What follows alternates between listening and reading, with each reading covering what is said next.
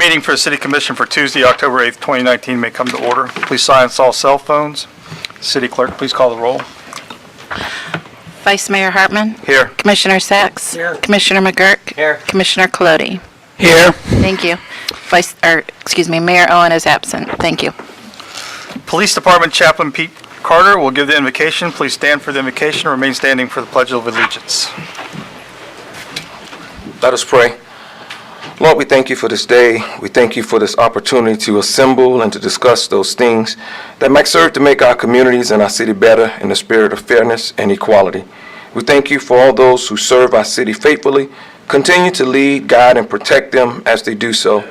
Bless all who reside and visit this place we call New Smyrna Beach. May they always find it a place to enjoy. In your matchless name we pray. Amen. Pledge allegiance to the flag of the United States of America and to the republic for which it stands, one nation, under God, indivisible, with liberty and justice for all. That was a quick stop. I know. City Manager, do you have any changes for the agenda that was published? Yes, sir, I do. Item 4B to be postponed to October 22nd, 2019. The lady who was supposed to be here had a travel complication, so we're moving it to the 22nd. Okay. And gentlemen, I also would like to move the board appointments to right after public participation unless you have any objection to that. Is that all right? So we'll move board appointments then. All right. Next is announcements and presentations. So we have a proclamation for Domestic Violence Awareness Month. Will Savannah Weaver from the Board of Directors for the Domestic Abuse Council and Council Beacon Center, and Angie Pyle from the Beacon Center. So please join me at the podium.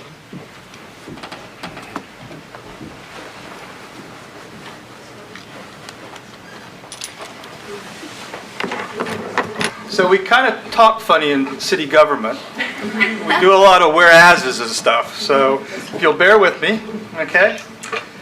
City of New Smyrna Beach proclamation recognizing the month of October as Domestic Violence Awareness Month. Whereas 1 in every 4 women will experience domestic violence during her lifetime and should have help finding the comfort, compassion, and healing they need for themselves and their children in a safe haven. And whereas fleeing domestic violence has caused women and children to be one of the fastest growing homeless populations. And whereas many members of Congress as well as other federal agencies have expressed a commitment to eliminating domestic violence both nationally, internationally, and whereas across the country, families and friends of victims have gathered during Domestic Violence Awareness Month to remember and honor their loved ones and those who have lost their lives at the hands of a person they once loved and trusted. Whereas shelters and local programs raise awareness about the crime of domestic violence in their communities and local governments, recognize their collective effort to end violence. Now, therefore, I, Russ Owen, Mayor, City of New Smyrna Beach, do hereby recognize the month of October as Domestic Violence Awareness Month. Witness this day, the 8th day of October 2019.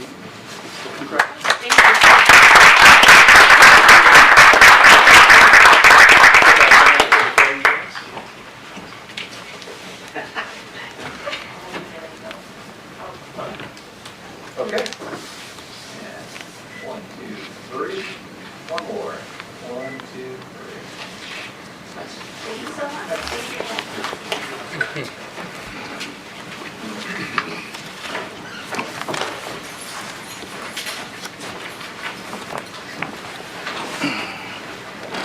So with that, the next presentation will be the Alonzo Babe James Splash Pad Design Presentation. Good evening.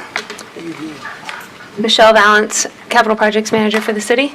I'm here tonight to share with you our project update for the Alonzo Babe James Community Center, the splash pad design. We're very near the point of putting a bow on the project, getting it out to bid, and hopefully under construction. So in front of you and the displays in the audience, let's see if I can turn this thing on. There we go. I'll just go over a little project history, show you the design, and wrap up with budget and schedule. There you have on the slide where we've been since 2017, December of that year, where we applied for a 50/50 ECHO grant match. We were lucky enough to be awarded the grant for $215,000, receiving that notice to proceed in July of 2018. Since 2018, we onboarded an engineer, CPH, via RFQ process that had splash pad background in design. We began the design efforts this March of 2019. So we've been at it for about 6 months.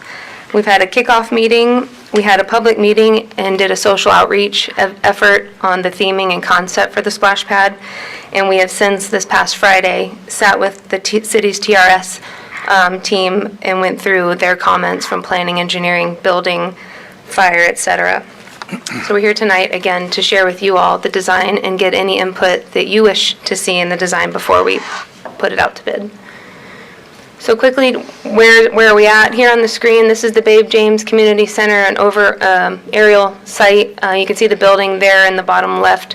To the right of the facility, the east side of the building, the yellow box is where the splash pad is proposed to be constructed. We had a lot of constraints on this site. As you know, there's a federally funded playground there to the north of the splash pad that we wanted to play off of since it's already a heavily utilized recreation area. North of the playground is a retention area. We didn't want to explore putting the splash pad anywhere in that zone to not trigger any permit adjustments to our current stormwater for the site. So if I zoom in a little bit here for you, there on the screen, the white area that just popped up are all the areas of improvements, and as I click through, you'll see the colors kind of come on and coordinate with what the element is. The blue circle is the splash pad. It's 40-foot diameter. The two yellow squares adjacent to that is the pumps and tanks that will support that splash pad. The red color that just popped up is the single men's and women's restroom facility, a prefab structure that we're proposing with a mechanical room on the back side. There's a large seat wall that's an add alternate to the bid that we're hoping to construct and put a fence on top of it. It has a dual function to divide the splash pad from the playground, as well as provide seating for the parents that are there visiting either the playground or the splash pad. And then we have safety, security fencing completely around the splash pad. Colorful slide here. We did have, again, a public meeting on the design. We didn't have as much attendance as we had hoped, though we sent out 1,000 flyers to local area, the churches, outreach groups. So we went ahead and tried social media for this particular effort. We used Facebook and Nextdoor, put the 4 themes out there for all to see, and there's a Nextdoor has an ability where you can vote. And the resounding conclusion that we got back from the media, from the public, was they like the wave theme. So there you have on the screen. I know it's hard for you folks in the crowd to see, but 70% of responses that we received through Facebook and Nextdoor was to pursue a wave theme, some kind of beach element. So with that, here's a little bit of a look at some of the spray features that are proposed. There's 3 palm trees that are spray heads. One has got a dump bucket, and the other 2 are kind of overhead spray events that rain down. And then a lot of in-ground spray nozzles that do a variety of features as far as velocities and gentle sprays and creating arches that you can run through. The overall system layout, again, here's just the overhead of the splash pad, and the radiating around the corner are all the water play features and those splash zone areas that they capture. The system overall is a recirculating system, so very similar to a pool. It'll be a maintenance contract that we will acquire, a chlorinated particular system, 150 gallons per minute. Warranty-wise, for the play features, their general warranty is 25 years on all the stainless steel fixtures. That's what the play equipment is comprised of, and then it's got a powder coat finish atop that. So we feel pretty comfortable with the warranty that is being offered by the specified manufacturer. Here's a shot of the prefab restroom. Again, just a single men's and women's restroom that will have the locking mechanism that we can program. And then I just kind of wanted to show you just some similar local projects, just so you kind of get a sense of how we fit into what's offered throughout Volusia County. DeBerry Community Park is a very similarly sized splash pad, and I'd say it's probably going to fall within what we'll have here. It's a 40-foot diameter pad with a few vertical features that have the dump buckets and the in-ground spray heads. That was built 7 years ago in 2012, and their total cost was $420,000. A more recent one is the Riverwalk Park in Port Orange, built in 2017. That whole project, we all know, is much larger than just a splash pad. It was $3.5 million overall. But if you pull out their bid tab and pull just the splash pad elements, they were coming in around $600,000 for a 40-foot diameter splash pad. And their play events are more in-ground. They have 1 or 2 dump buckets. And then the most recent one is the Whistle Stop Park out of Edgewater. That was this year.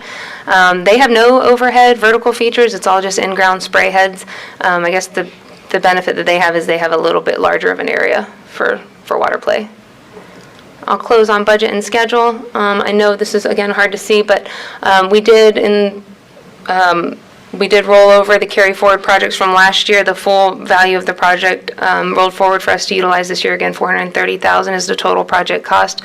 When you take out the engineering services of $54,600, we have left to spend for construction $375,400. And there in front of you is the construction estimate from the engineers. They're having us come in at a base bid at $344,000. It leaves us a little bit of room to wiggle for some of the bid alternates. The bid alternates are there for you on the screen. Some of them we'll take, some of them we won't. It'll all depend on the bid, but just a few additional improvements. And then in closing and schedule, a couple key target dates. We're looking to put this out to bid November 9th, so a month from today, and with hopes of bringing forward a construction contract January of 2020. I know we don't meet in December, and then the holidays get in the way, so we'll be back to see you in January with true numbers, and hopefully can hit the ground running with construction in order to open it by summer of 2020. So with that, I'm happy to answer any questions you may have. Hi, Jake. Yes. Mr. Vice Mayor, I have a question. Sure. Would it be possible, without breaking the bank, to consider shade structures?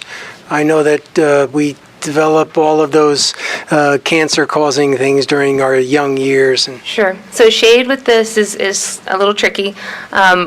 What we know about splash pads is you don't want the shade on the pad itself where the water activity occurs. It needs to be very peripheral. That's water quality, mold, safety, et cetera. You know, if it's shaded for too long, you get a lot of downstream issues. We do recognize it's the whole area really is the splash pad, and then we have a restroom. We're going to strategically propose planting a few trees along the south edge. There are some existing trees over there that will throw a little peripheral shade. It's, you know, a cheap, natural, non-mechanical way of providing the shade that the few parents would be looking for. But at this time, there's no structural sail per se or picnic pavilion proposed at this time. I did notice the site does have some natural shade. Might we consider it later, do you think, if we need it? Sure, more of a sail, or you're saying a Yes. permanent structure, yes. In a few areas. Sure, so along the if east needed. side of the pad, there's a concrete area for that purpose. It's just going to be a slab. That's an alternate that we would take. We're grabbing the area now with the hopes that if that is a desire, we can at least put picnic tables with umbrellas, you know, at minimum. And then if there's a desire for more, clearly we're getting some experience now with the fabric sales with 27th Avenue and the AOB site. So, yes, I agree. I'm a mom that sits out there and gets sunburnt too. Thank you, The Michelle. shade is important. Yeah. Nice project, thank you. Thanks, I'm excited. Me too. No questions, but I do have a comment. I did attend the neighborhood get-together out there, which did have some comments in it, and the online survey seemed to agree with those as well. I think it's a good layout, a good design. As much as you do want to keep the thing out in the sun, you do have a two-story building nearby, which will, in the afternoon, shade additional areas. So I think we should go ahead with it as it's designed. You have some options in there, and work with the site as it progresses. Thank you. Jason? Great job. I'm excited to see it. You've been talking about it for a long time. I know Nancy has been talking about this for a long time. It's great to see this come together. Yeah, Congratulations. thank you. So at the initial presentation, and there were some locker spaces I thought that we looked at or discussed. I didn't see those. Have we eliminated them or? So we've discussed kind of in-house how that really would work in an operational method. We have designated an area where an owner procured cubby system, locker, storage piece of equipment could exist. It's not in the plans now. I think we need to work out the kinks, get it open, really see the need. And then we do have a place for it if that is something we wish to own or procure and install, yes. And then the north side of the bathroom did have a shade over it, did it The not? awning, yes. Yes, has an awning, okay. Yeah, they took that out. The way it lays out, the awning was not a good use of money. It was just shading the entryways to the restrooms where you would rather have it on another side of the restroom, casting shade for folks sitting at picnic tables, not entryways to bathrooms. Okay. So we ended up letting that one go. It was a nice graphical feature, but I don't think it served a purpose. Nice job, thank you. Thank you. All set? Okay.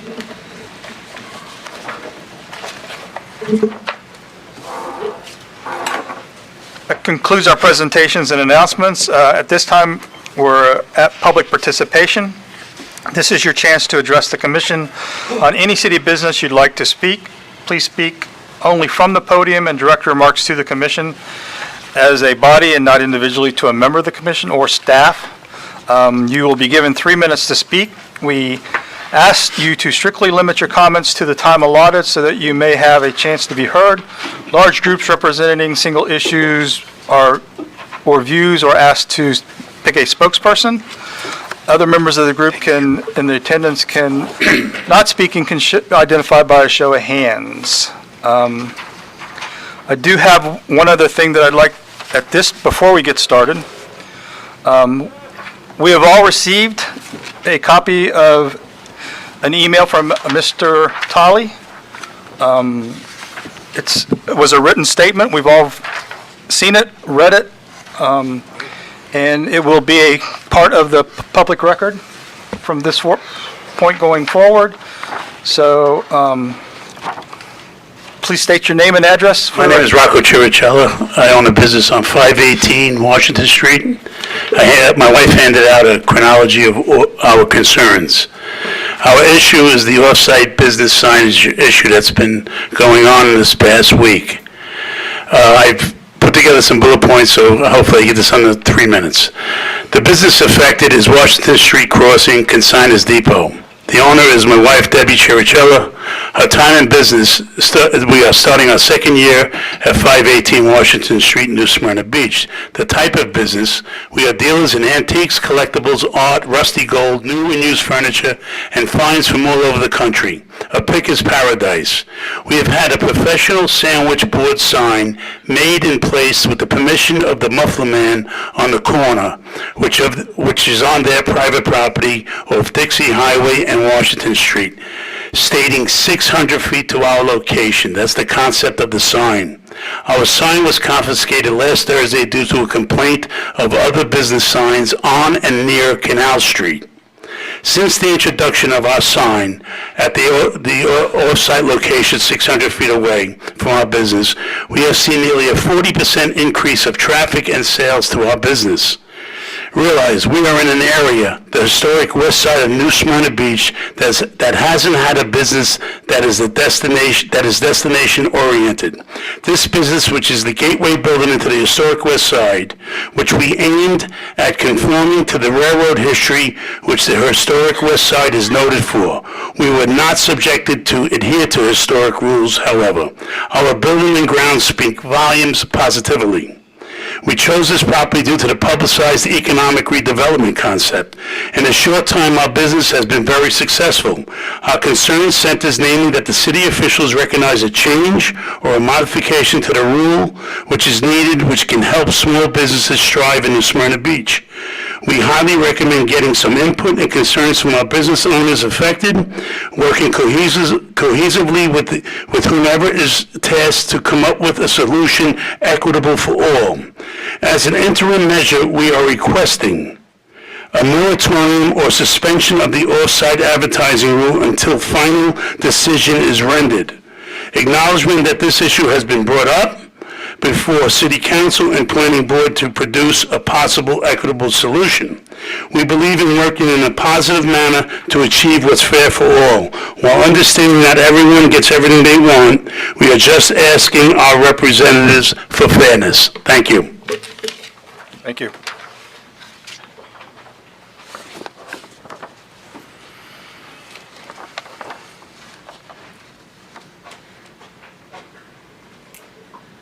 Deborah Dugas, 200 North Pine Street.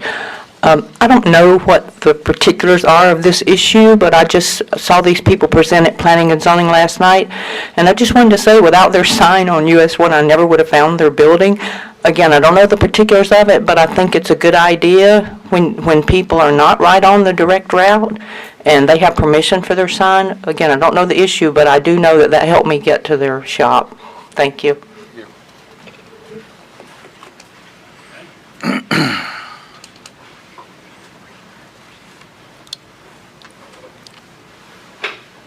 Lillian Conrad, 212 Palmetto Street is my business address. I happen to be the project manager for New Smyrna Beach Main Street, Inc., doing business as Canal Street Historic District. We are a bit concerned because there has been a practice of sandwich boards being accepted in the city for 10, 15, 20 years. For this to have come down as quickly as it did without notice or the ability for our association to be able to come up with an alternative plan and try and do some education with our members, I feel is somewhat unfair, and I would support, and our group supports, the efforts that have been put forth by the prior speaker. If you can please give us some time to work with our association and our members to try and make sure that we comply with the ordinances that are in place. And if you could please take a look at those ordinances and see if they actually are applicable to today's business model. Thank you. Thank you.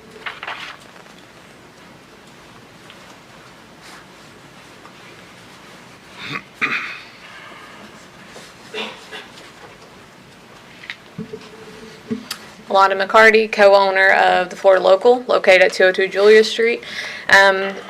Basically pertaining to the same issue with the sandwich board signage has happened. I spoke to some of the commissioners as well as other people in the city since then. We also had our sandwich board removed due to the same regulations. It's been basically years since any of that's been enforced. I know that our enforcement at this point is kind of a reactive issue on somebody either reporting it or something happening. We spoke to Sergeant Claudio that also supported that information. It wasn't impeding anybody's walkway. It wasn't in the right-of-way, like none of those kind of things, so that was part of it. We also support the moratorium of the ordinance until something better has been resolved. We were asked to look at other case studies in cities such as DeLand, Port Orange, places like that that may be doing the same thing. We visited DeLand on Sunday, talked to some other local businesses to find out what their issues were and if they had the same problems with the sandwich boards. They are allowed to have off-street signage onto the main street, such as like Woodland Boulevard in New York, things like that. They also have a centralized sign location that was supported by the city that they funded, that put up, that actually had all of the businesses that were located on the off streets of Woodland to try to encourage people to walk on those side streets, to go to the other businesses, to realize that this is not just a Canal Street, this is a downtown historic district, which would encompass all those side businesses as well. We've only been there for 3 months. The sign that we placed at the corner where the farmer's market was and also on Canal Street, we've had numerous people come in and say, we didn't know you were here until we saw your sandwich board, you know. They were done very tastefully. There wasn't anything neon on it. It was a black and white sign with some plants that were in it, just to add a little greenery, that kind of thing. And we would like to see some kind of resolution for this, not just for us, but for all the businesses that are being affected by this. So we spoke to different people that were up and down Canal Street and on the side streets that are also, you know, really concerned about what this will do to their business traffic. And I know that with the ordinance that was in place, even though it does say no off-site signage, it hasn't been enforced for a very long time. So it may be a good time to revisit that and kind of see what we can do as a progressive town, and to look and see, you know, that there are areas growing outside of those main streets that they need that kind of advertisement. So thank you very much. Thank you. Vice Mayor, if I may, regarding some of these, staff is having a meeting on the 16th of this month to discuss this particular issue. We're hoping that we maybe come back on either the 22nd or on November 8th with some suggestions for you.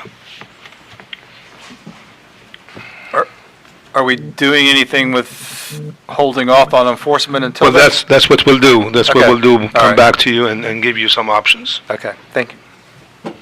Hi, my name is Cindy Day, and I live at 822 16th Avenue, and I'm here for something different. I'm here to, there's been an alarming increase in car thefts, break-ins, all kinds of things being stolen, especially on the avenues. Just on my street alone, in the last 3 weeks, there's been 4 car break-ins, 2 bikes stolen, fishing poles stolen, and a table stolen. And I want to know what we're doing to address the growing colony of homeless people that have moved from behind Publix to now down on Saxon. I'm a flight attendant. I come home late at night, and I become afraid to get out of my car unless I pull into my driveway. It's just today alone, in the rain, every public, I rode around just to see, every public outlet that was available, that was covered, there were homeless people there charging their phones. Just on my way here, there was a homeless couple walking past Sea Shack. Last week, when I attended Women on the Water at the Brandon Center, when I came out of that thing at like 8:30, there were 6 homeless men with all their belongings, that's how I knew they're homeless, sitting in the gazebo there. It's really become out of hand. And where I think they're camping, which I'm afraid to go down there now, is that path down at Saxon when you go to the left. There's a colony back there. And I did take a trip to the police station 2 weeks ago to talk to the officer about what can we do about this. And he explained to me we have 40 police officers in the city of New Smyrna Beach in 32168 and 32169. At any given time, there's 2 shifts, 12-hour shifts. We have 5 police officers to take care of our whole city. That's crazy. That is absolutely crazy that we have such a small number of police officers. And I want to know what we can do to maybe implement neighborhood watch programs, or I understand that that property at the end of the road is county and city property. I can't take an RV and park there for free, so why can they take their tents and their kitchen tables and their chairs? And I'm not a heartless person, but this guy today, they had a cell phone that was a later model than mine, so if you can afford an $800 cell phone, maybe you can afford shelter somewhere, and these are not people like Jay, the little guy that sits on Canal Street. He would not hurt a flea. These are people that are breaking into our homes, our cars, and you can't leave anything in your yard. It goes off. I have a Ring doorbell. I have cameras in the front. I have cameras in the back. And it's still not a deterrent to anybody. I have a sign that says, my house is under surveillance. But it has become... I was a weekend resident here and moved over from Winter Park 5 years ago, and I have really become afraid. It's that prominent, especially on the avenues. And if you go on the next door, if anybody's a part of the next door. Ma'am, your time is up. Thank you. Thank you. Chief, did you want to? Thank you. I know that we are constantly working on the problem. The officers do visit those sites and trespass individuals when they have the opportunity to do so. But I think Commissioner Sachs also lives in the area, and he's aware of it. So we are aware of the problem. It's a problem that's hard to get a good grasp on and a handle. So. But it's a very growing problem. Yes. Within the last 6 months, it's exploded, is the Yes, word ma'am. I want to say. Anybody else?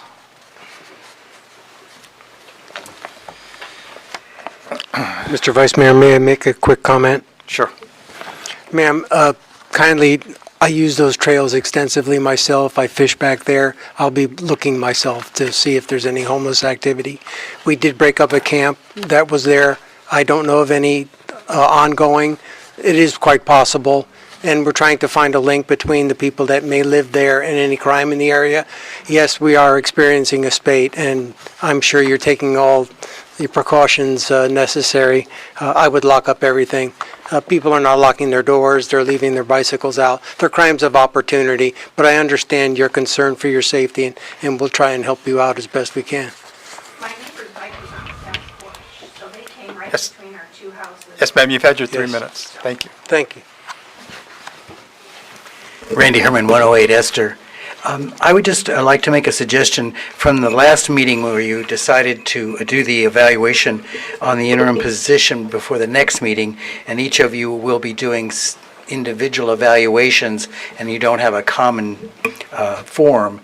I would hope you would include the 9 sections in the charter that outline what's expected of the city manager. That might bring a common thread to each of your evaluations. It's very clear, and it seems like it sets up the criteria that you could use to the performance of the interim manager to help you in the next meeting. Thank you.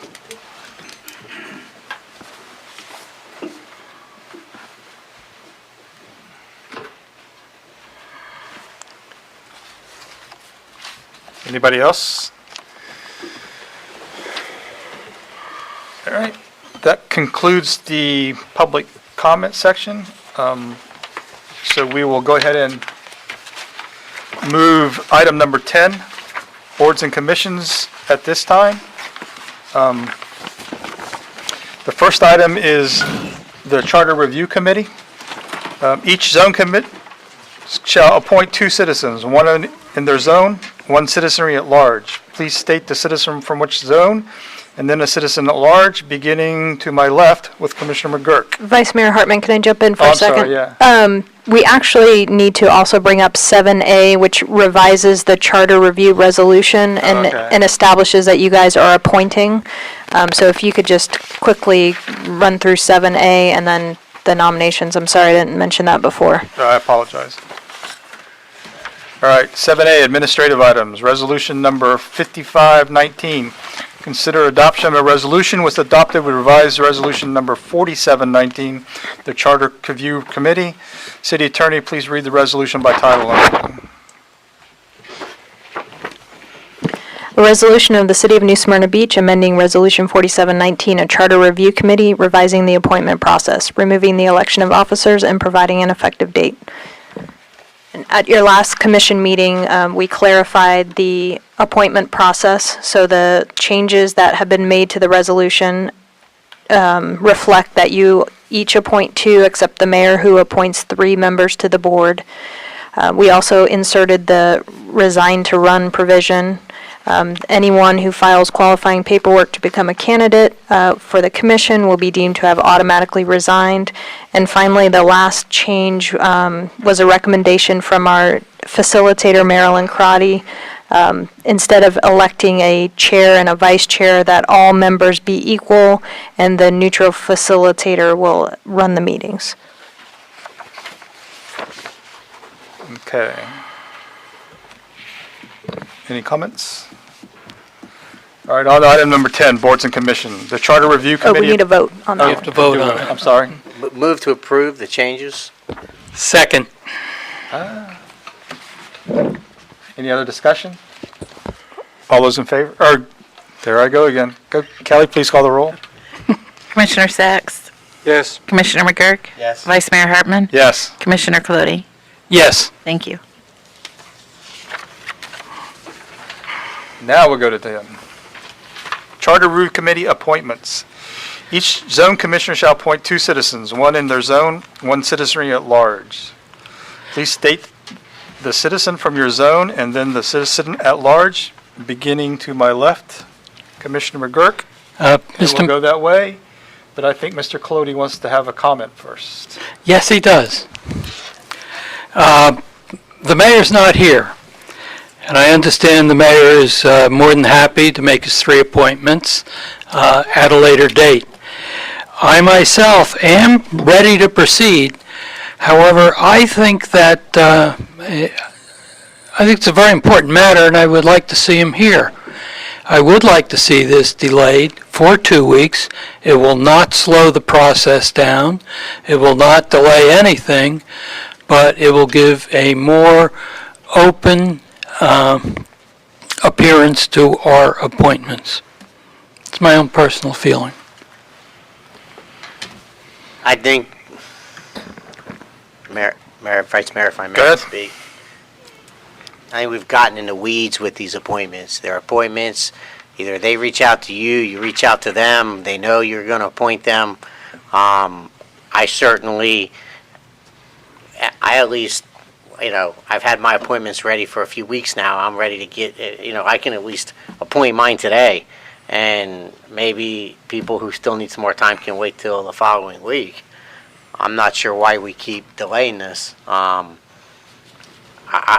Commissioner Colodi, I'm trying to get, I'm willing to work with you. I'm just not sure I really understand where your concern is, because it's appointments and you're supposed to reach out to, connect with individuals and determine either you would like them to serve, in which they reciprocate and say, I would like to also, or they reach out to you and you say, yes, I'll support you, move you forward as an appointment of mine.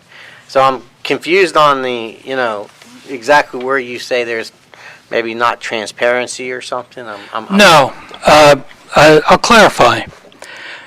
I have appointments that I'm willing to make.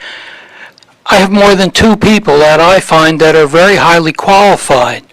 And if the mayor should happen to appoint one of the citizens that I would appoint, it would actually give me the opportunity to make an additional appointment of a person who I think would be very good at serving. And we had quite a go-around at our last meeting as to who would go first and who would go second, and that's all out the window now. So it's the pleasure of the commissioners who are here as to which way to go. Well, first of all, I don't care who goes first or last. I'm willing to go wherever someone would not want to be. And, whether we appoint tonight or delay it again for 2 weeks, I don't see why we can't move. Anyway, I've said enough. Vice Mayor, I'll let y'all decide. I know the mayor has indicated that he was going to go last anyway, so he will be the last one picking, so your picks will be made before his. I understand that the 22nd is a pretty busy agenda, and we all agreed that this would be the meeting that we would do this, so I would be in favor of going forward now. I think all of the candidates that are on there are, I think, actually 13 that have applied. All of them are very capable of doing the job. But like Commissioner McGurk said, I've reached out to my 2 people, and I'm comfortable with making that decision now. Okay. If that's the feeling of the commission, I'm willing to go ahead. I just didn't realize that the mayor was making decisions as to when he was going to vote. I thought that was up to all of us. Comment, Mr. That's it. Vice Mayor? Sure. I'm still remiss as to why we have an additional 3 nominees, volunteers. We appointed our people. We appointed 2 each. I'm sure we have people in the wings that we're thinking of, and I do know that people did apply for the position. But since they are appointed by each of us, I still am remiss to find out why we have an additional 3 people on the list. If you could, I would assume that in the essence of transparency, we went ahead and publicized that we would be making these picks.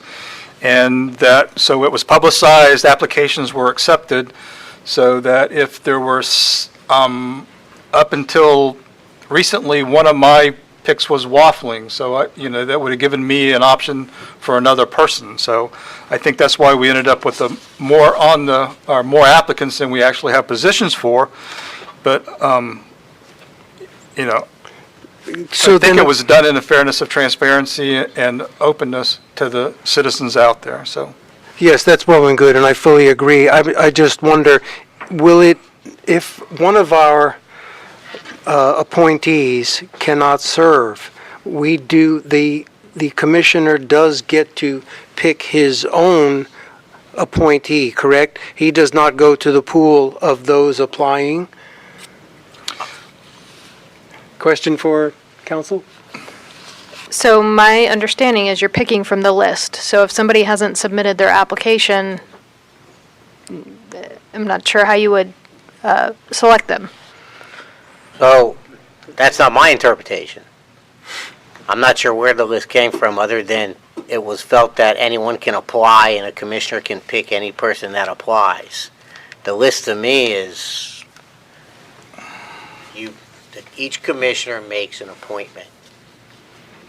In the case of Commissioner Sachs, if one of his appointments could not serve, he would then reappoint a new person. But had nothing to do with the list. I'm not sure what the list has to do with anything other than people who submitted an application for the particular charter review committee. I don't think. So you, go ahead, Kelly. I can try to address it simply. Any citizen can apply to serve on a board voluntarily at any time. And in order to serve on a board or to be a part of a board or commission, you have to input an application, a volunteer application at the clerk's office. That's why we have them. And so the applications that were received were included on the list. That's all. So to me, there's a technical issue because boards and committees that are formed are usually voted upon. These are not voted upon, these are appointments. So I can see where somehow some few things have gotten lost in translation. If we extend this to the next meeting, can we all promise to go ahead and please make the appointments? This is taking a lot of unnecessary time, and if anybody has any idea of anybody who may possibly serve on the Charter Review Committee, have them submit an application. I mean, I don't understand how this thing has gotten so complicated. I think we complicated it ourselves. Yes, we did. To be Yes, honest. we did. Just, if I just might, one more comment. Sure. We did have times when people had to submit applications, and these are the names. I'm content with that. I think that's fine. But in my particular instance, I have 6 people in my zone that have applied, that are qualified. And I'm very proprietary of Zone 1, and I'd like to see their representation. So I'm more than happy to move ahead and appoint 2 of the 6. Mr. Vice Mayor, if I may. Sure. I just wanted to make sure that we be given the opportunity, if perchance one of our appointees, again, cannot serve at any point in time, let's say they serve half of their term and they cannot, that the commissioner gets to appoint someone of his choice, not necessarily someone who made an application on the list. You could have, if somebody resigned halfway through and you needed to make a new appointment, you could have them submit the same paperwork. I think Kelly just needs the paperwork for contact information and those types of things. So it doesn't stop you from going, you're not restricted to this list as it exists right now. If halfway through someone drops off, you can go ask 5 new people to submit paperwork and choose one of them. Yes. In a timely manner, that sounds fair, right? Okay, that clears that up. Yeah, I would just be concerned that they may miss half of the whole process by the time That's true. they get unappointed and a new one reappointed, so. That's why I reached out to my people and made sure they were committed to the process, so. I'm good with my 2 appointments tonight, so what's your pleasure, gentlemen? I'm more than happy. I'll go ahead and make my 2 appointments right now if Vice Mayor, you will accept that. I'll accept that. I'm going to appoint from my district, Marvel Richards. I will appoint outside my district, Kenneth Bohannon.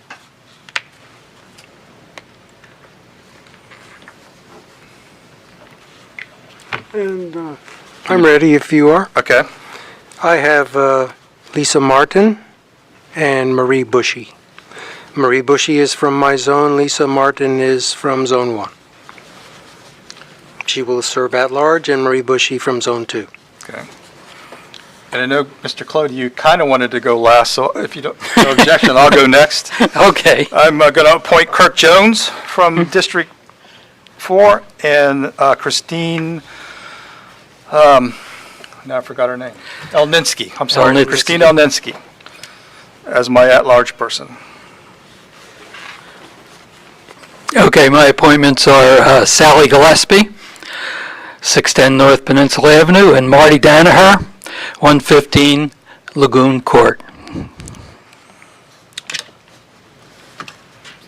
All right, then we just need the mayor's to make his appointment when he gets returns, and that's it. Perfect. All right.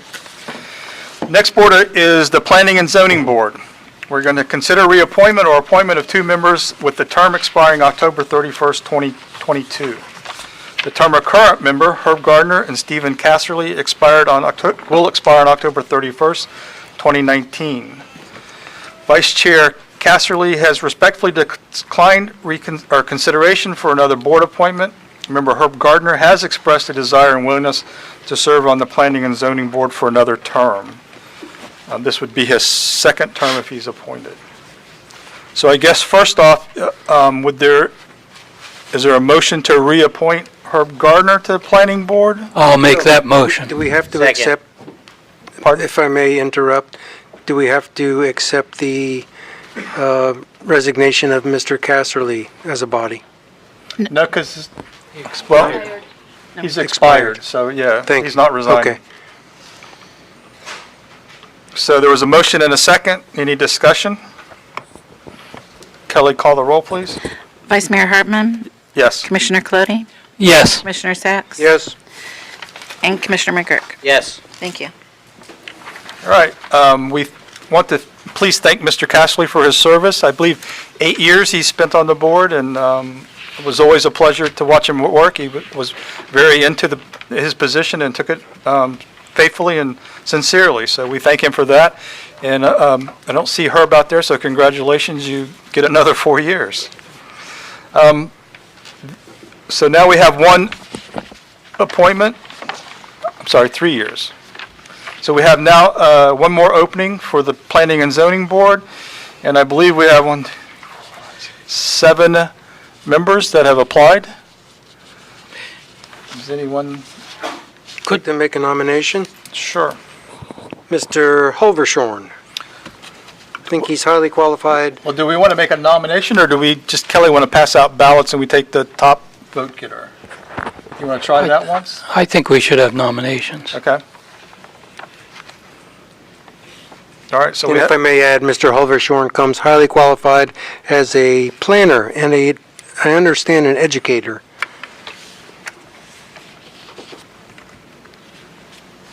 Mr. Clay? No further nominations Okay. from me. Kate Minnick?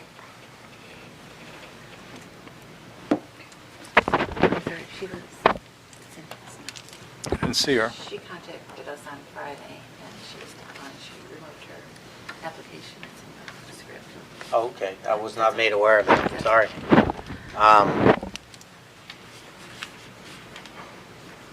No nomination at this point, at this time.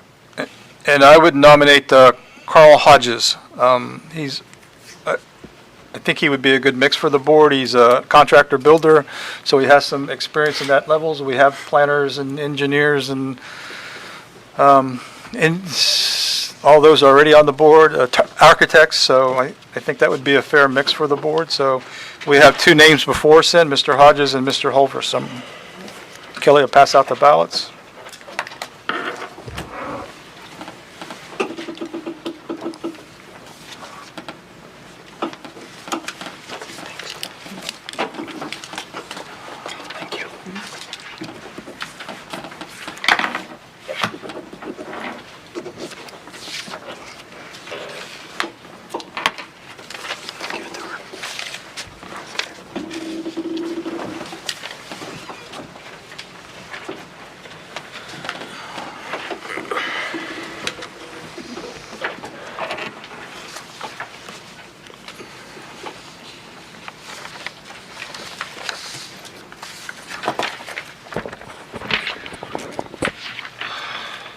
Okay, it's a tie, so we'll have to do that again. I'm going to pass out another ballot. It was 2 for Mr. Hodges, and that was Commissioner McGurk, Vice Mayor Hartman, and 2 votes for Mr. Halversham, which was Commissioner Colodi and Commissioner Sacks.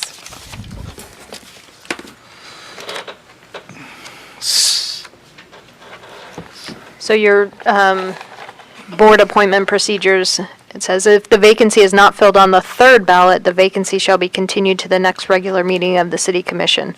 So this was your first, so you get.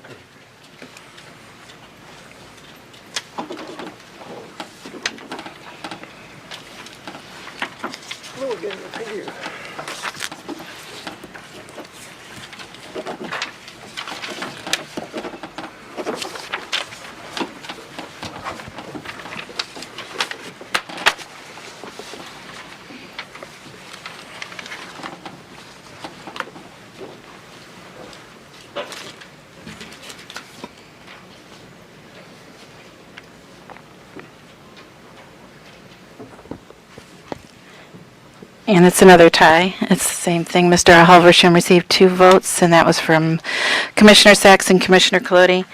And Mr. Hodges received 2 votes from Vice Mayor Hartman and Commissioner McGurk. So would a motion in order to table be in order till the next meeting? You could continue it to 10/22. Is there I'll make a motion to continue it to 10/22. Is there a second? Second. All right, motion's been made and seconded. Is there any discussion? Kelly, please call the roll. Sure. Vice Mayor Hartman? Yes. Commissioner Colodi? Yes. Commissioner Sacks? Yes. Commissioner McGurk? Yes. Thank you. All right, it will be brought back up on the 10/22 meeting for the other member of the Planning and Zoning Board. So now back to item number 6, I think is where we left off, is the consent agenda. Does any member of the City Commission wish to remove any item on the consent agenda for discussion? And is there a motion to approve the consent agenda? Mr. Vice Mayor? Sorry, just want to pull C. Item C.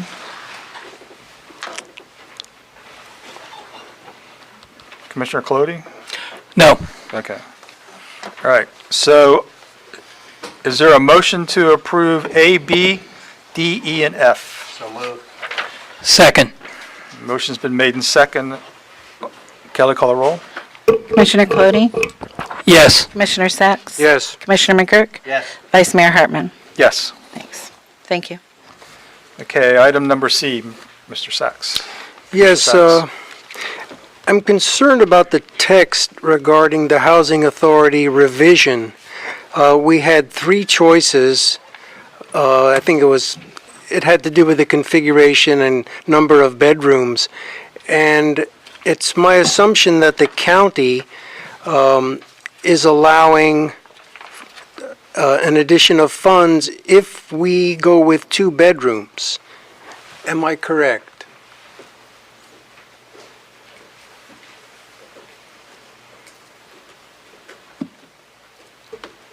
Hi, Teresa Pope, New Smyrna Beach Housing Authority.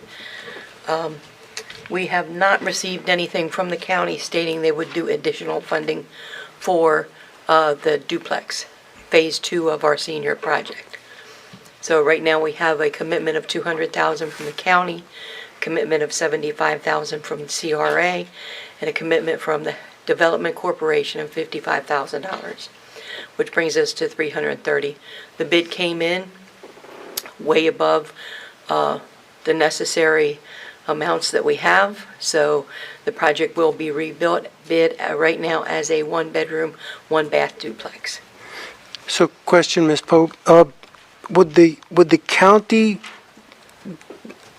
reduce their SHIP funds if we have 1 bedroom or a different No. configuration other than 2?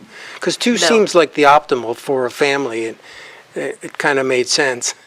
Right, but no, the county is not reducing their funding. They have allowed the 1-bedroom, 1-bath because of the tariffs and the cost of, lumber going up so high. they're trying to stay within the budget. One more question, please, if you'll bear with me. So we're allowing funding for construction? Is that that right? for CRA, you mean? Yes. And I wanted to make sure that the funds, that there wouldn't be a question of funding going to either infrastructure or related construction, related capital improvement costs on page 3, section 10, if that's what you're referring to. Yes, Tony. They're all project costs. They're all for the construction of the unit. But I didn't want to get hung up if there was a question that the funding would go strictly for infrastructure. So the county is allowing funding for construction as well as infrastructure? That's Yes. my understanding, Yes. yes. Okay. Because initially I thought it was just for infrastructure, their funding. No, not from the county. Okay. Thank you. That's all I have on that item. If you'd like to Do you have a vote on pledge? it. Yep. Would you like to make a motion? I'll make a motion in the affirmative on that item. Is there a second? Second. Motion's been made and seconded. Any discussion? Kelly, call the roll. Commissioner Colodi, Yes. Commissioner Sacks, Yes. Commissioner McGurk, Yes. Vice Mayor Hartman. Yes. Thank you. Thank you. Thank you. And that moves us to item number 7, administrative items and new business. We've dealt with item A, and we're now to item B, resolution number 5619. Consider the adoption of a resolution which, if adopted, would adopt a budget amendment, derelict vessel remover. City attorney would read the resolution by title only. Resolution 5619, a resolution of the City of New Smyrna Beach amending Resolution Number 5219, which adopted the fiscal year 2019-20 budget to increase revenues, operating expenditures, and transfers in capital expenditures, and providing an effective date. Do we have a staff report? Yes, Vice Mayor. At one of the city commission meetings, staff, I was asked to look into some of the vessels in the waterway, in the Indian River and Intercoastal Waterway, and to see if we could speed the process by providing some funding. Typically, the FWC is responsible for the removal of these vessels, but the process takes some time legally and in terms of funding. We have found some money in our city marina, so we are doing a budget amendment for $60,000. That would be available at the commission discretion if they wanted to fast speed removal of any vessel within the waterways. If any vessel outside the channel and the commission wishes to remove it, and we have to go through the legal process, you have some funding available. I know some of you might have some concerns. I know we had a meeting with Commissioner Colodi this morning, and he wanted to make sure that we have another type of vessel, which is the disabled vessel, including in this, which it should be. So with that, I will be more than happy to answer any questions that you might have. Can you please explain the disabled vessel? It's not sinking, but it's just disabled. Like it's sitting there. It's like a disabled car. So. If I might add, there is an example of it at which you can see off of Barracuda Boulevard. It's a sailboat that had its mast is gone. Its engine is inoperable. There are reports that it's often used for transients that paddle out there to it, and this could give us the opportunity to have that removed. I did have a very long conversation with the FWC on this. The appropriating of the money may speed up the process, but there is a process that still has to go through. I can support this measure as long as we can get reimbursement from FWC for costs that we incur. Is that the case, Mr. Manager? That's why I get the number from you. We will be having a conference call, most likely Thursday, the chief and I, with the FWC, because my understanding, if we allocate the money and spend it before their approval, it would not be reimbursable. So that's why we want to make sure that it is reimbursable, and I think right now it's at 75%, but they're moving into the 100% at some point. Yes, they may have done that already, 100% reimbursable. We certainly want to get these vessels out of there. If we're going to incur large expenses that if we just be slightly patient on and keep the money in our own coffers, I would certainly appreciate that. But I will support this resolution at this time. When we have to go towards filing against any particular vessel, will that come back here for the expenditures of the money? Absolutely. We will get your approval before we even move forward on it. Thank you. Vice Mayor? Sure. I have a very, very high desire to get these vessels removed. But I am also reluctant to spend our citizens' tax dollars on something that we should not and are not responsible for. Now, a couple questions. Who or what is the priority of removing these vessels? Because I foresee a situation where Commissioner Colodey's neighborhood has someone near Barracuda Bridge that wants it removed. We have residents on Zone 2 in off of Riverside. We can have some in my zone. If we make these funds available, we're very likely going to get into a contest over who gets, and if I understand the cost of removing these vessels, that might get us one or two. How are we going to prioritize or rank the removing of vessels? Typically, it's my judgment would be depending on how bad is it to the environment. I mean, is it what shape it's in? The cost to remove these vessels, I guess your typical size, is between $7,000 to $10,000. But according to the chief, I think we have one there that's it's a sailboat that it's a lot larger than your normal size boat. I think that might take some additional funding. So the $60,000, I think, if we got the legal approval on it, I think we could remove the 3 vessels that they're there now. So it's With the funding a we lot have. less than I'm anticipating there, because if you're at about $6,000 to $10,000 a vessel, and that's good. So what we did is we said, since we didn't know exactly how much would it take for the larger sailboat, that's why we have the 60,000. So I think we have enough funding at this point to, if we have the legal approval to remove them, I think we could remove the 3.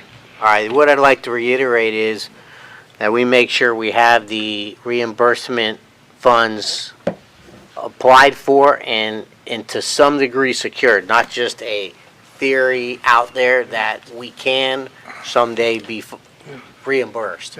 Because I'm going to want to take this money and then probably re-involve it back into the budget for next year in some way, either to go back to the citizens or to set up a fund for this problem, because I don't think this is the last time we're going to be dealing with it. And I could tell you this, if you wait for the FWC to get the approval for you and you spend the money, you will be reimbursed for sure. Okay. But if you want to speed the process, that's a different story. And that's what we want to find out on this Thursday conference call, is what happened in terms of if we speed the process and we spend the money, do we get reimbursed? Comment, Mr. Vice Mayor? Sure.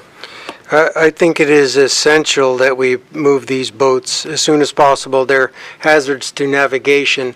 I don't believe any diver has gone down to see if they're affixed to the bottom. They could move in any strong current. My big issue is the FWC. It's their responsibility to move those boats. And I remember from the last hurricane when we had 3 or 4 grounded, stricken vessels, they really took their time. And it was a battle. And I'm afraid we might have the same battle again. And I have the same concerns about using taxpayer dollars. But a question would be, this is not in the Intercoastal Waterway. These waters lie in the incorporated city. Are those waters ours, or they are state waters, aren't they not? They're state waters. So it's incumbent upon the state to remove any hazard to navigation. And again, going back, if you want to wait to the FWC, and that's what's been the process. So, I mean, it's like we were trying to find an avenue in terms of funding if the commission wishes to speed the process, that we could remove them. But you don't have to. I think you're taking the right tack. We should remove them post haste for the environment. I just don't want to get into a situation where FWC realizes, oh, NSB, they'll pay for it each and every time one runs aground or runs afoul. So I don't have that concern. I can't support this resolution mainly because the language in the resolution says is that it's an immediate environmental hazard. These vessels have been down for months, one almost a whole year, and the other that it's, like Commissioner Sachs says, it is a detriment to navigation. They're all out of the navigable waterways, so they're really not a detriment to the navigation. If they would, I think the FWC or the state would be more proactive. We're also starting to play with the budget after we've been through the budget process, and we should, if this truly was a concern, it should have been brought up during the budget process and money budgeted for that. I think the marina certainly has other needs that they need, and if we start pulling from those funds, they will not be available for any enhancements. We could get a hurricane, wipe out several docks, and then we'd be scrambling for money if we budget for something else. We went through this whole process when we were discussing the mooring field, and the FWC said they have jurisdiction and they will take care of it. So I think maybe we should contact our legislators and get them moving on this, because, the one has been down for quite a while. I started emails back in February on the one over off of South Riverside. So I can't support this.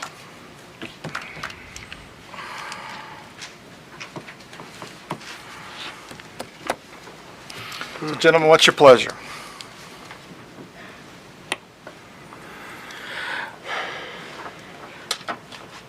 I'll make a motion to approve it, understanding that it will have to come back to us before anything's spent, and understanding that FWC will have to approve the particular vessels prior to us getting involved. So please, gentlemen, oblige me for clarification. We don't have to commit to spending the money to remove these vessels until we have an assurance from FWC that they will pay us back in a somewhat timely manner. Is that your motion? It's kind of catch-22. Is that your motion? My motion is to approve what was presented to us by staff. Okay. So his motion is to just approve the budget amendment to move the money for that purpose at some point in time. So we have a motion and a second. Is there any more discussion? Or do we have a second? There was. I didn't get a second. Oh, I'm sorry, I didn't get a second. Is there a second on the motion? Hearing none, then the motion fails due to a lack of second.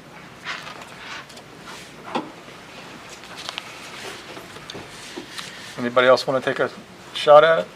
I just would like to finish my comment.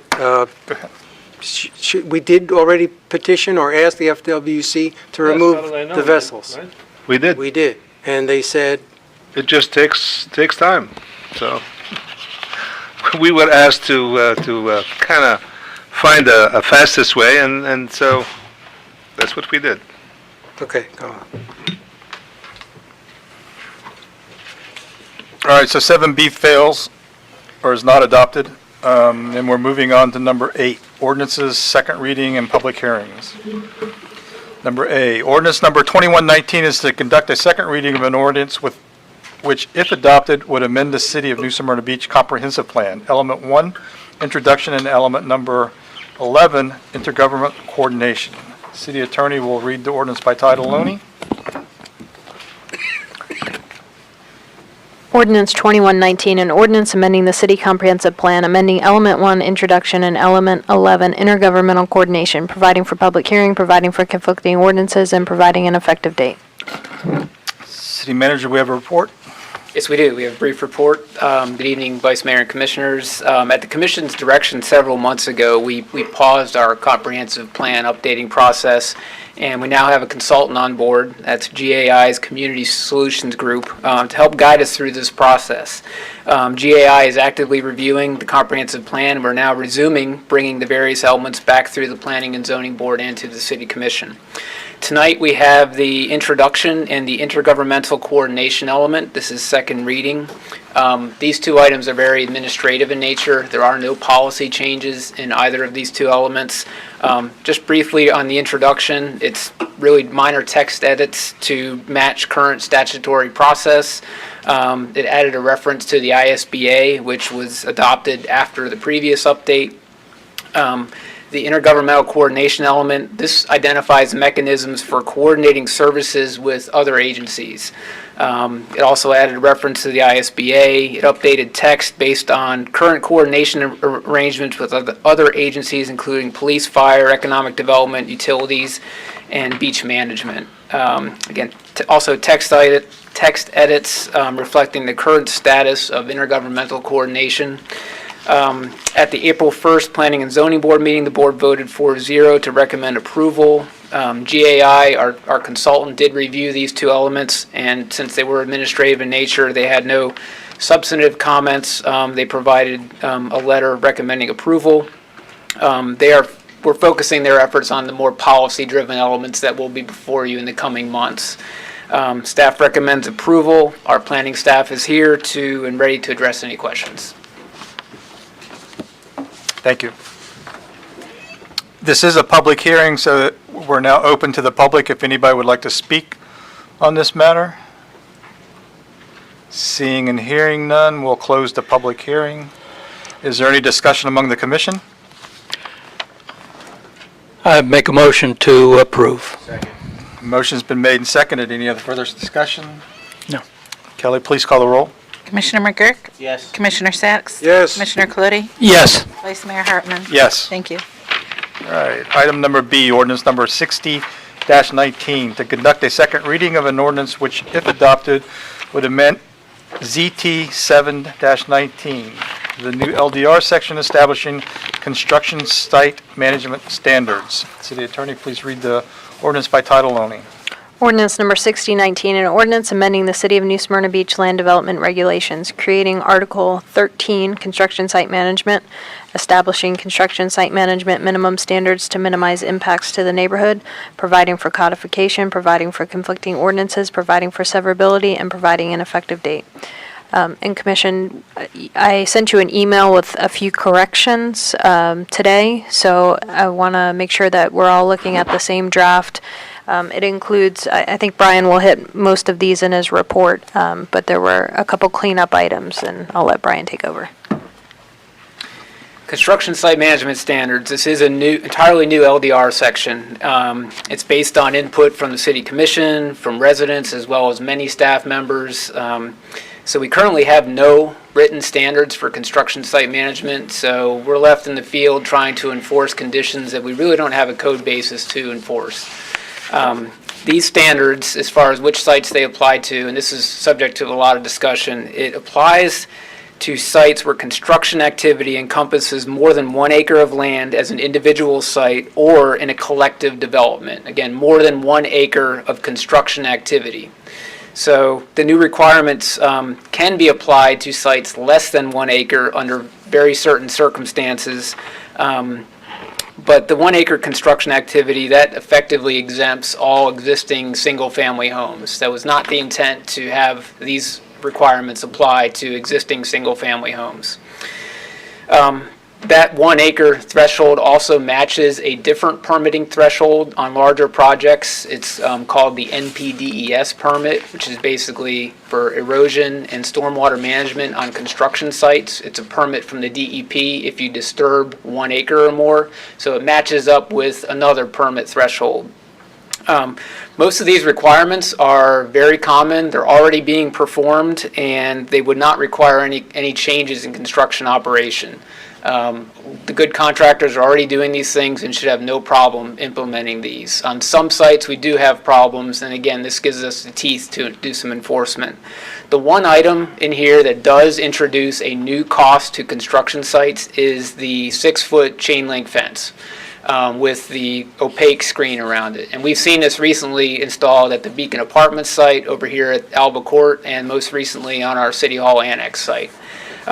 There's some discretion built in and flexibility as to where that's required. We don't intend to require it where it's not necessary. If a site abuts a forest, there's no need to have a screen there. But where sites are visible from the general public, that's where the screen would most likely be required. So some of the notable requirements include requirements for locating dumpsters, construction materials, trailers, fuel storage tanks, concrete washout areas, and chemical toilets. Requires a parking plan for construction personnel.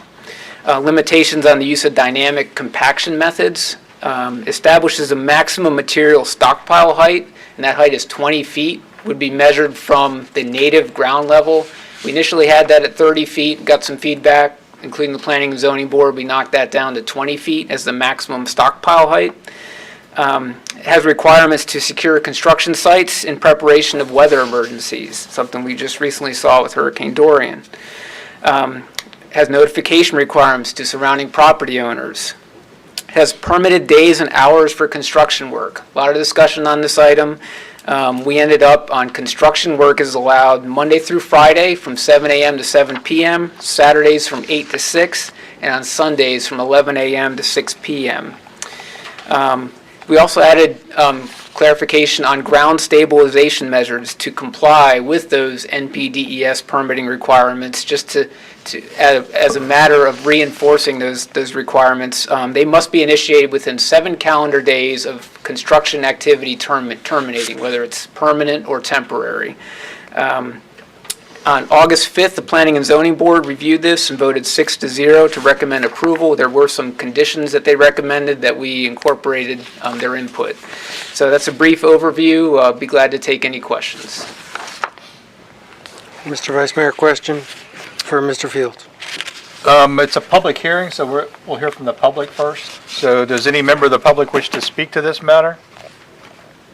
Seeing and hearing none, public participation is closed. Go ahead, Commissioner Sachs. Yes, do we have a provision for no burning of vegetative materials? So we looked at that, and I think the city attorney can speak to it. It was covered in other areas of the city code. Right. If you remember, we entered into the agreement with the Forestry Service. So it's been a while, but we now insert it when we're having amendments to MDAs. We insert the no burning provision, but we cannot insert something that says no burning whatsoever. We don't have that jurisdiction. I thought we switched jurisdiction over to the city, to the fire department. Yeah. Let me do some research while you guys move on, and I'll tell you the clarification. Do you mind if I have one more question, probably, hopefully an easier one? A fence that would prevent material from moving to where it's not supposed to be through wind or whatever event. I see no mention of a boom, and I assume you know what a boom is. A boom. A boom, that a inflatable structure that you put on the surface of the water to keep those materials. So that would be part of the NPDES stormwater management. I think it's, erosion control fences, turbidity barriers, and things of that nature would be part of that permit. Not the intent to cover that in this permit. But we can make them put up a boom. We can, through our review of the stormwater management plan, yes. Okay, thank you, Brian. Mr. Colodi? Just some comments. When we first proposed this, I fully support the construction mitigation things. I had a lengthy discussion with Mr. Fields. My concern is mainly with land that has been disturbed and unprotected from dust and windborne sediment removal. As he accurately pointed out, these are covered under rest of the state regulations and federal regulations. However, if you drive west on 44, there's a very large open field under construction that is simply exposed soil that's been there for a couple of years. By including the reference to these standards in our code, we will have a much stronger position on forcing compliance with the various other codes. So I fully support the entire document. So the only issue that I still had with this was the holidays. Some of these are religious holidays, which, may not apply to everybody. The 4th of July doesn't necessarily cover our Canadian neighbors, and we're restricting them. If some of these sites do have time restraints in the build-out or whatever, similar to the First Step building, we may hinder a contractor from meeting his deadlines and that sort of thing. So, I have understand that most people aren't going to work, but there still may be some interior work that could be done or something like that if a contractor so decides. So that I just kind of had an issue with the holidays, but I'll go with the flow. So Just to clarify that, there is a provision that on any day, holidays included, contractors can apply to have the ability to work on those days, or after hours, like an early morning concrete course, or not intended to, if that situation arises, to prevent them from working. And this has happened in the past where some people wanted to pour concrete early in the morning. Right. And they had to get the city manager's approval, so it does happen that they get a request. But a lot of this burden falls on our city engineer, and I hope he realizes the task he has in front of him now. So, Okay. all right, any other discussion, gentlemen? Is there a motion? Motion's been made, is there a second? Second. Motion's made and seconded. Any further discussion? Kelly, please call the roll. Commissioner Colodi? Yes. Commissioner Sacks? Yes. Commissioner McGurk? Yes. Vice Mayor Hartman? Yes. Thank you. Item 9, ordinances first reading. Some of these are grouped together, so we'll have the item A, B, and C are all on the same piece of property, so if the city attorney will read the ordinance by title only, and we'll do all three.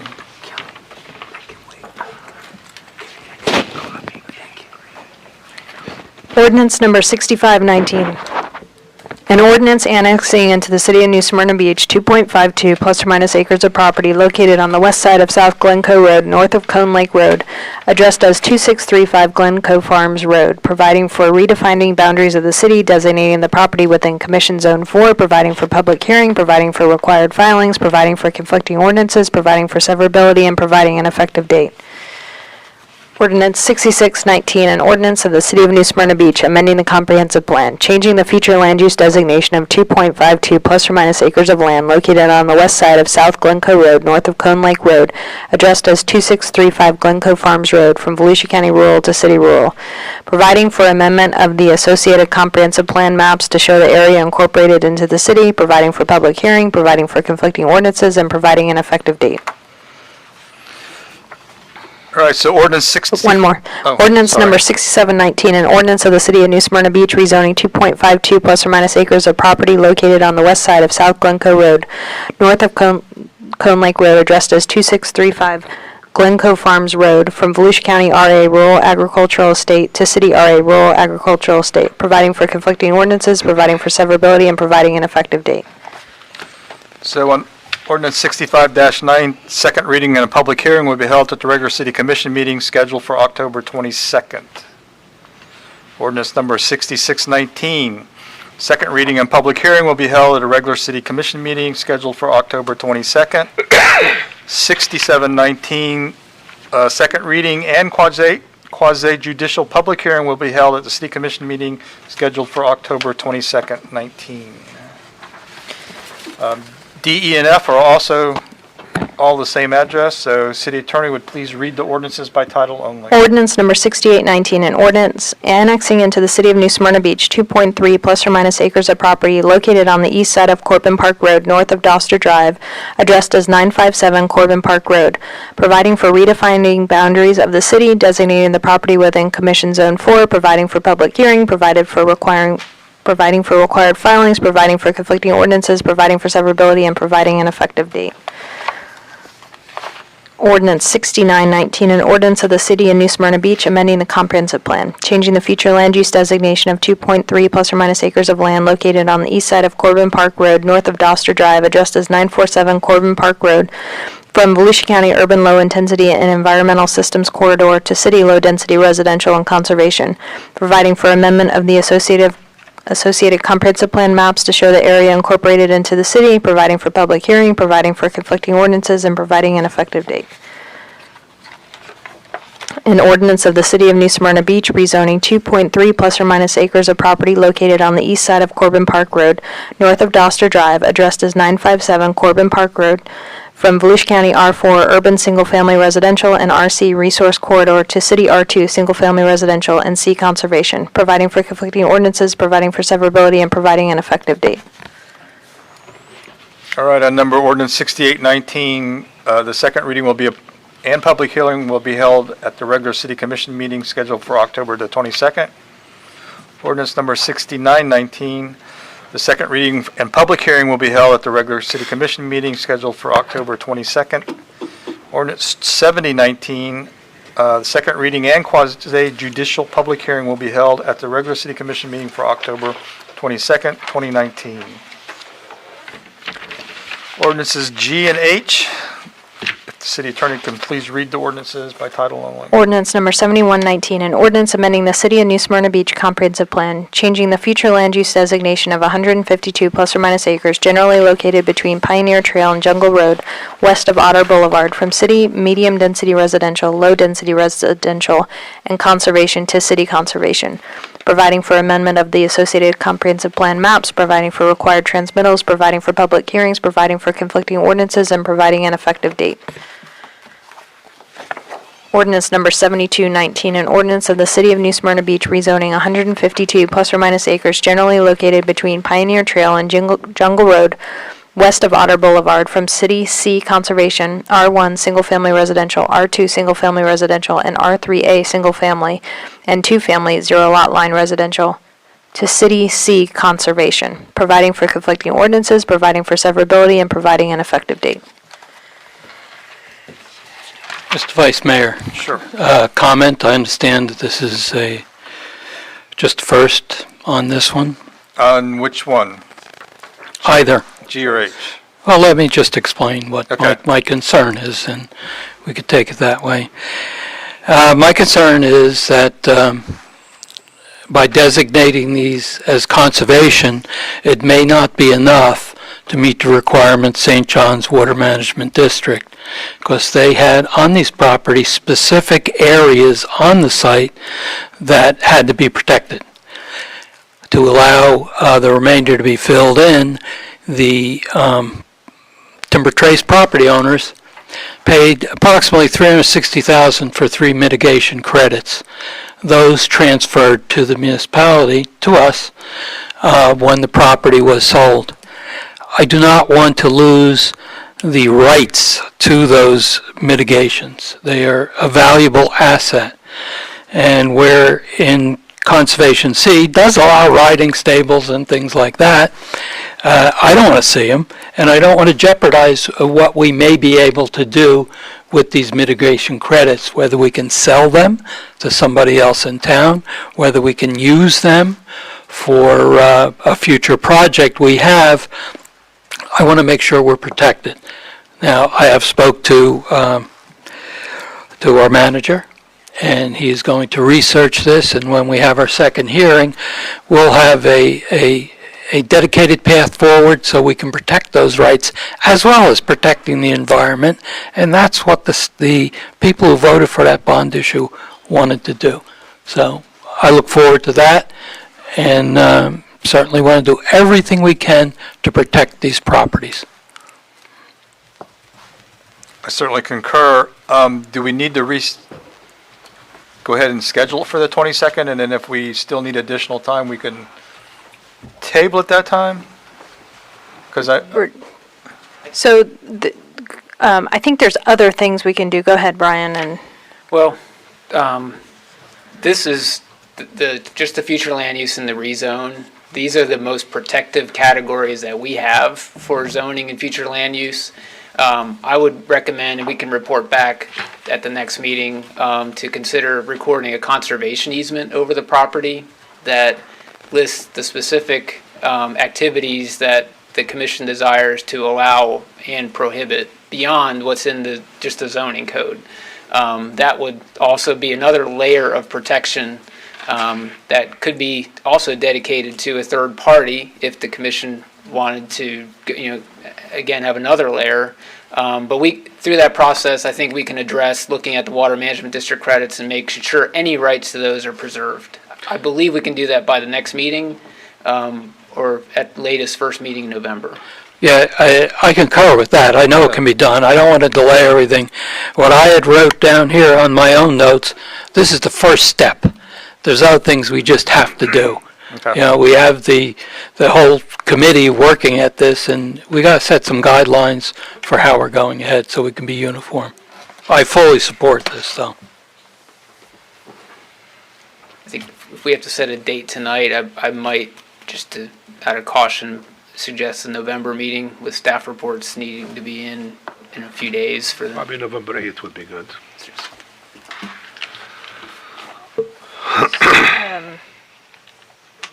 So we'll do G and H November 8th. Okay. For G and H, yes. Thank you. So then ordinance number 7119, the second reading and public hearing will be held at the regular city commission meeting on November the 8th, 2019. Ordinance number 7219, second reading and quasi-judicial public hearing will be held at the regular city commission meeting for November the 8th, 2019.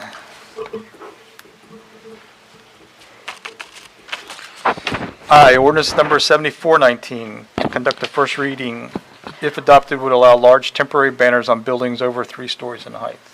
Ordinance number 7419, an ordinance amending the City of New Smyrna Beach Land Development Regulations, amending Article 2 definitions, Section 205, sign regulations definitions, amending Article 6 development design and improvement standards, Section 60412, signs to allow for temporary wall banners to be displayed up to 250 square feet on commercial buildings over 35 feet in height, providing for codification, providing for conflicting ordinances, providing for severability, and providing an effective date.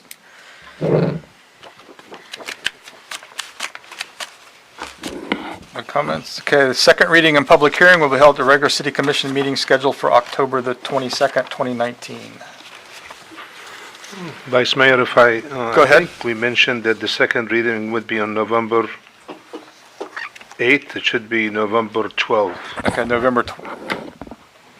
Then we're corrected with ordinance 7119 and ordinance 7219 will be held on November the 12th, 2019. Kelly, you got? Okay, thank you. Item number 10, boards and commissions. We've already been that way. 11, mayor and commissions reports. Commissioner Colodi. Going through last year's budget process, if I've learned anything at all, is that I got to start now on what I'm going to want in the next year's budget. One of the things I'm going to look forward to, and I've talked to the manager about this, is a comprehensive drainage improvement project. What I mean by that is we have in the past always specified certain large areas that needed improvement. Yet, just from going around town, there might be 10 or 15 intersections here or there that have water ponding issues, water going into houses. I would like to be able to group them together and have one project out of our stormwater fund, whether it's 200,000, 250,000. I would like to address a lot of the items that are really annoying to the local residents near them. So that's one thing I will be looking forward to.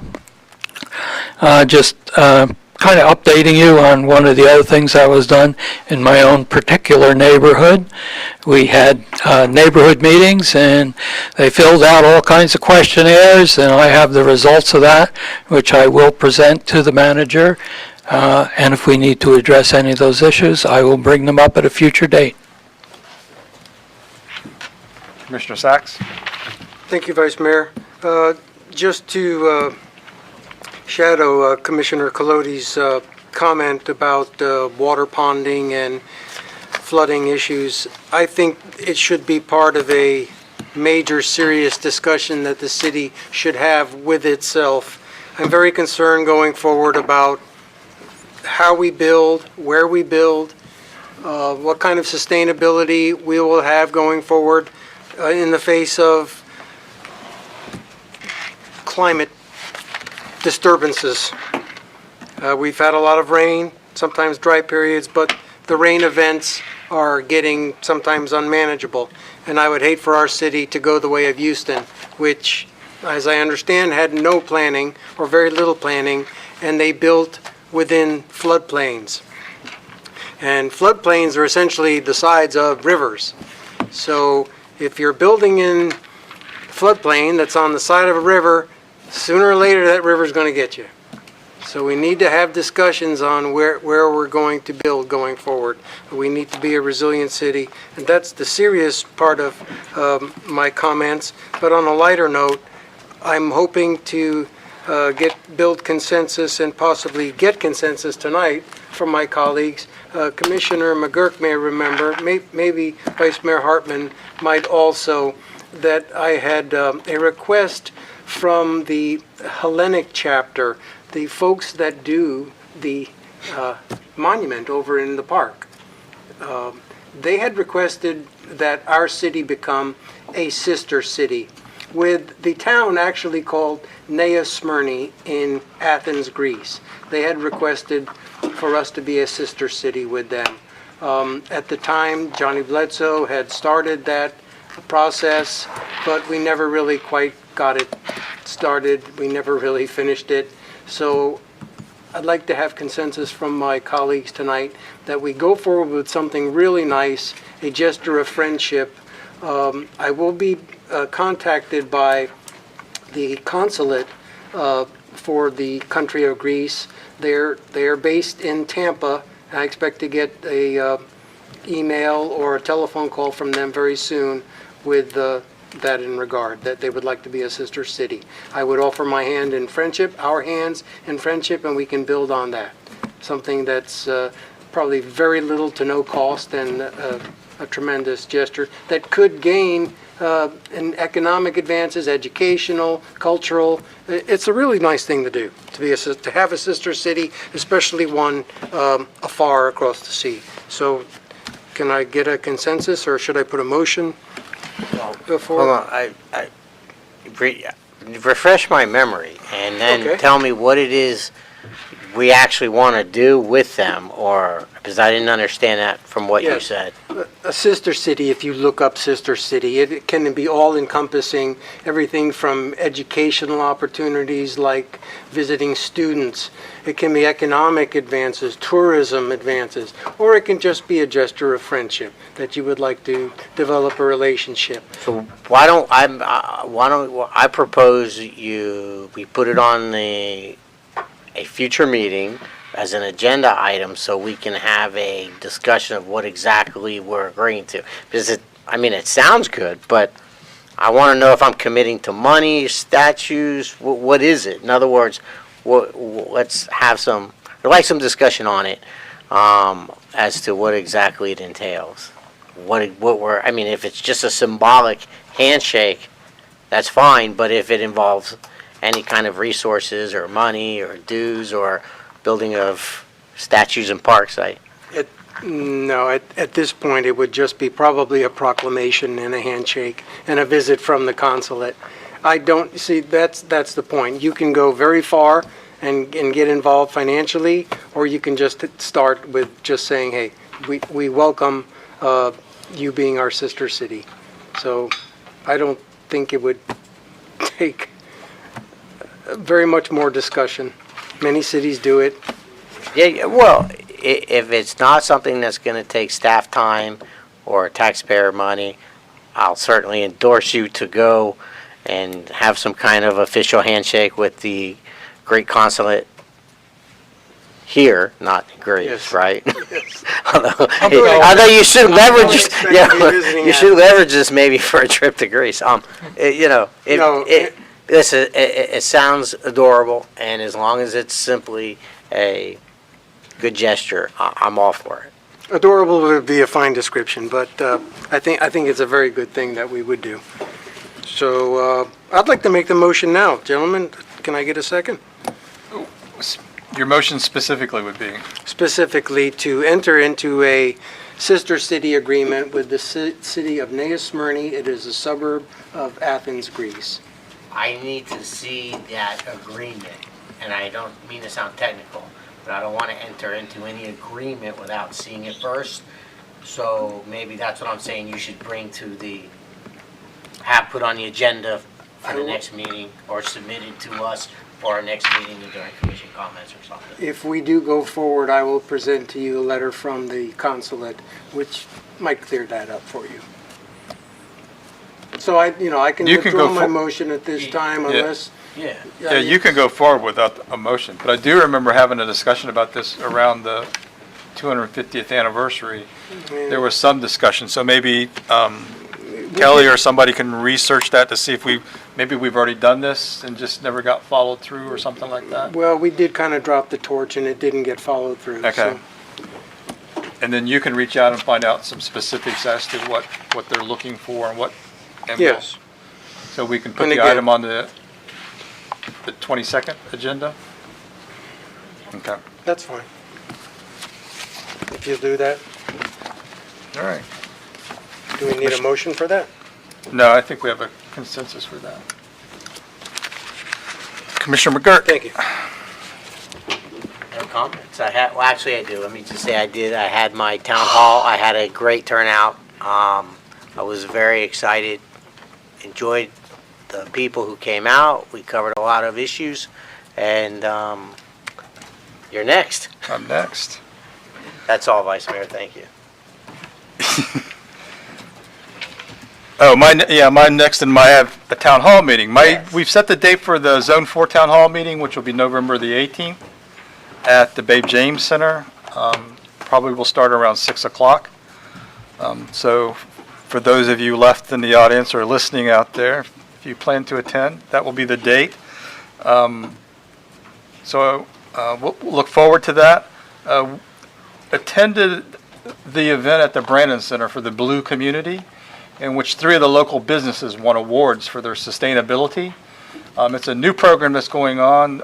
They're looking to get New Smyrna as a sustainable city. The mayor's kind of committed us to that. He said it, I didn't. So And he will bring it at the next meeting. Yes. If he was here tonight, he will bring it up. So Right. he bring it up at the next meeting for the commission to consider and Yeah. get approved. And there was quite a large turnout, and the accomplishments that some of those businesses were able to complete to get that an award, I think was pretty amazing, and I certainly would support us as a city going forward with that. That's the only comment I had at this time. City Clerk, do you have a report? I'm sorry, City Manager. Very brief, Vice Mayor. I just want to let you know that the RFP for the strategic plan for the consultant has been advertised. It was advertised on the 26th, and we will be receiving the proposals on October the 18th. The top 2 rank firms, they will make oral presentation to the commissions on November the 12th. The commission will select, and that will facilitate the workshop Basically, there will be individual meetings once they're selected with the commission, individual meetings with the city attorney, city manager, and city clerk, and also as a group with the directors, and then having two community meetings. There'll be the same meeting but two different dates, and then eventually they will convene with the commission in a workshop on December the 12th, and then hopefully coming back with the strategic plan sometime, whenever they finish, either January or February. In your package, there is a copy of our action plan, so please review, see if you have any comments or any suggestions or questions. Also, we have the open items from the commission that's there too. Want to remind you of the Citizen Academy. The kickoff is on Thursday, October the 10th. It's actually, we'll have the groundbreaking for the City Hall Annex at 5:30, and then we'll move into the chamber at 6 o'clock for the Citizen Academy. And then it's a free 6 weeks that's where all the departments will present to them on Thursdays. If you have any questions, I'll be more than happy to answer. I just had one comment. Some of those action items that were on the commission reports have a month, and we're kind of getting into a from 2019 to 2020 sort of thing. So, Okay, we'll make sure that we put the year on it. yeah, if we put the year on it, because some of the things I know that we talked about way long time, especially the completed items, they were talked way back. And now we're back into October, and we're talking about October, and reports are going to be due by November, but I think we've already done some of that, so that would be the only thing, is if we could have Thank you. an action date. Thank you. City Clerk, report. No report, thank you. City Attorney? I have a couple things. Going back to the open burning, so per state statute, the Florida Forest Service has jurisdiction over open burning. In May 2018, we entered into an open burning multilateral operating agreement. That gave the city jurisdiction over open burning for non-agricultural land clearing. Florida Forestry still has jurisdiction over open burning for agricultural and silviculture purposes. In our city code, we have specific provisions that allow certain types of burning in certain zoning districts for certain purposes. The other types of burning, they go to our fire chief to get a permit where they check the winds.